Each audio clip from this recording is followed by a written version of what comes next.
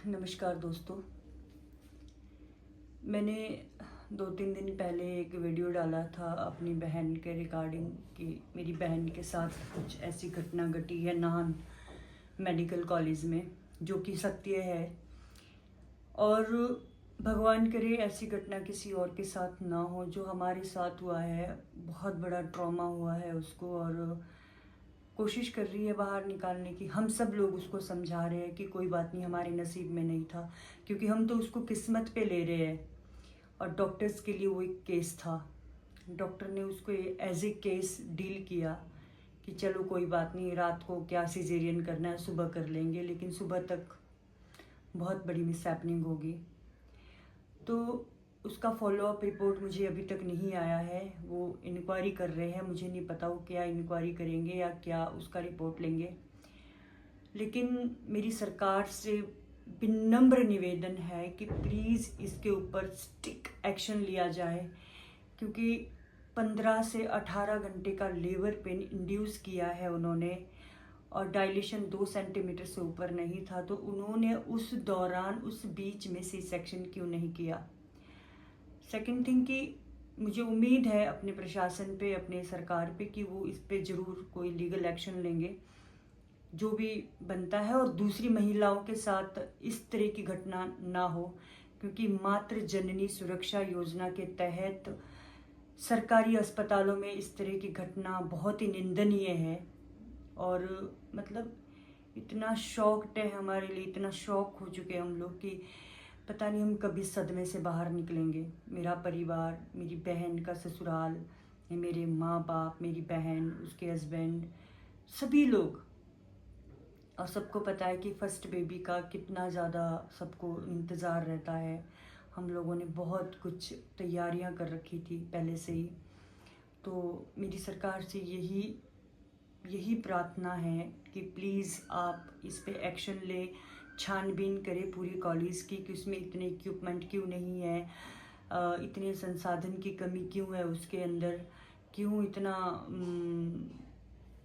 Patient को इतना ज़्यादा स्ट्रगल क्यों करना पड़ता है। और दूसरी बात है कि आप सबने बहुत ज़्यादा सांत्वना दिखाई है, बहुत ज़्यादा मुझे उम्मीदें मिली आप लोगों से। जिसका भी मैंने कमेंट पढ़ा है, उन्होंने अपना बैड एक्सपीरियंस शेयर करा है। किसी ना किसी ने के साथ कुछ ना कुछ घटित हुआ है उस हॉस्पिटल में, जिसको पढ़ के मुझे ऐसा लगा कि यार अकेले नहीं है हम, बहुत सारे लोग हैं जिनके कमेंट्स मैंने पढ़े हैं।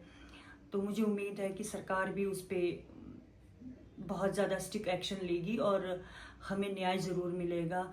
और मेरी बहन की हालात अभी ठीक है, कोशिश कर रही है वो बाहर निकलने में। थोड़ा टाइम लगेगा क्योंकि इतना बड़ा ट्रॉमा है, और कोई भी व्यक्ति किसी के साथ भी ऐसा हो, वो इतने जल्दी बाहर नहीं निकल सकता है। और मुझे उम्मीद है कि आप मेरी बातों को सरकार तक ज़रूर पहुंचाएंगे और मेरा सहयोग देंगे, क्योंकि इतने बड़े कॉलेज में अगर इस तरह की घटनाएं हो रही है तो ये बहुत ज़्यादा, मतलब इससे बड़ा दुख कहीं पर नहीं है। हम सरकारी हॉस्पिटल में इसलिए गए थे क्योंकि हमें लगा था यार वहाँ पर जिम्मेदार लोग होते हैं, डॉक्टर्स जिम्मेदार होते हैं, नर्सेज जिम्मेदार होती है, इतना बड़ा स्टाफ है, 200-300 स्टूडेंट्स वहाँ पर वर्किंग जो स्टडी कर रहे हैं या वहाँ पर रहते हैं।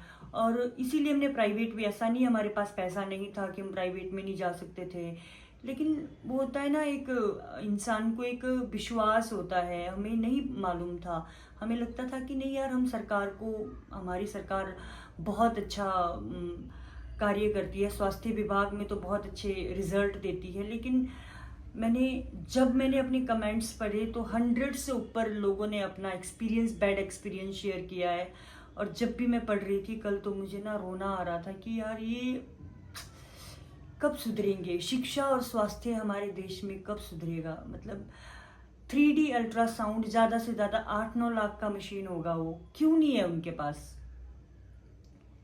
मतलब इतनी हैरानी की बात है ये, इतनी हैरानी की बात है। स्पेशल वार्ड में आपके पास क्यों नहीं है फैसिलिटी, क्यों मॉनिटर नहीं है लगे हुए। मैं बड़ी हैरान हूँ, कहाँ वो पैसा जाता है। हम लोग डेली उनको 800-900 रुपये वो एक दिन का पर डे के हिसाब से चार्जेस लेते हैं, क्यों नहीं है उनके पास ये सब सुविधाएं। और बहुत ही मतलब इतनी ज़्यादा हैरानी की बात है इतने बड़े मेडिकल कॉलेज में। एंड सेकंड थिंग की एक बात मैं और शेयर करना चाहती हूँ कि जब मैं अपने स्पेशल वार्ड का बिल जमा करवाने गई वहाँ पर, तो मुझे जो वहाँ पर क्लर्क थे उन्होंने पूछा कि आपके पास वीआईपी रूम है या जनरल रूम है। तो मैंने उनको एक बात कही कि आप अपना वीआईपी रूम डॉक्टर्स को दीजिएगा, क्योंकि डॉक्टर्स की शिकायत रहती है हमारे पास रात को रहने के लिए यहाँ पर फैसिलिटी नहीं है, अवेलेबल फैसिलिटी नहीं है। तो जो आप वीआईपी रूम पेशेंट को देते हैं उसमें से एक कमरा डॉक्टर्स के लिए रख लीजिएगा। इतने बड़े मेडिकल कॉलेज में डॉक्टर्स कंप्लेंट करते हैं कि हमारे पास जी रात को रहने के लिए नहीं है।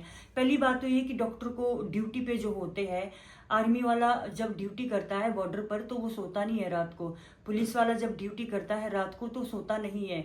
तो ये बहुत बड़ी कमी है उनकी कि डॉक्टर्स को जो है वो ऑन कॉल पे बुलाना पड़ा उनको। और ये इससे बड़ा दुख मुझे कभी नहीं होगा ज़िंदगी में, क्योंकि इस सदमे से बाहर निकलने के लिए बहुत टाइम लगेगा, बहुत समय लगेगा। ये बहुत बड़ा ट्रॉमा है। इस टाइम हम सेक्रेटरी की हेल्प भी लेंगे और बहुत सारी चीज़ें जो हमारे लेवल पे होगी हम करेंगे, लेकिन जो उन्होंने सदमा दिया है वो बहुत बड़ा है। 2:30 से पौने 3 बजे तक हमारे बच्चे की हार्ट बीट 138 होती है, 4 बजे तक नॉर्मल रहता है। सडनली 6 बजे वो डॉक्टर को कॉल करते हैं कि हार्ट बीट नहीं आ रही है, मॉनिटर्स नहीं उनके चल रहे हैं।